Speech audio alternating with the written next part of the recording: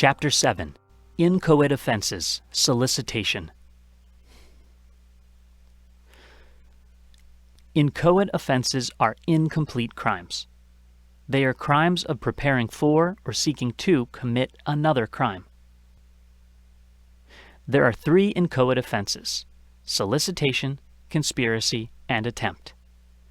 Note that these three crimes are specific intent crimes, and therefore require some specific intent by the defendant. In this chapter, we will discuss the crime of solicitation. Solicitation is defined as the enticing, encouraging, or advising of another person to commit a crime with the intent that the other person commits the crime. In simpler terms, solicitation is asking another person to commit a crime. Although solicitation can involve any crime, it is commonly used for prostitution, drug dealing, and when politicians solicit bribes. Let's discuss the crime of solicitation in more detail.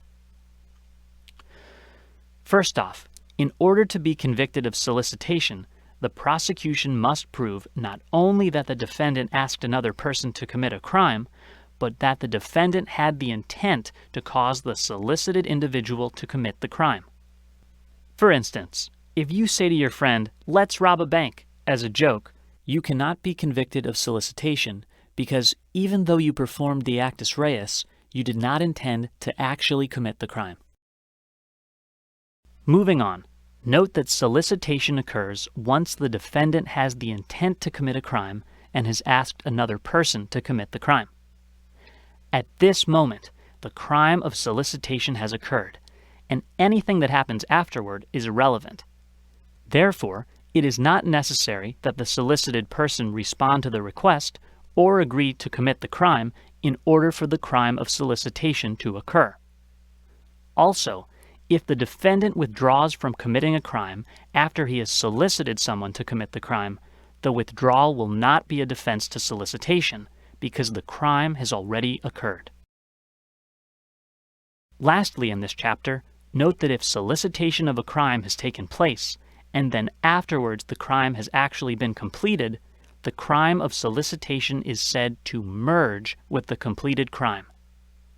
This means that the defendant cannot be charged with both solicitation to commit the crime and the crime itself. Rather, the defendant can only be convicted of one of the crimes. In this chapter, we discussed the inchoate offense of solicitation. We learned that the crime of solicitation is completed when one person intentionally encourages another to commit a crime. In the next chapter, we will discuss the inchoate offense of conspiracy.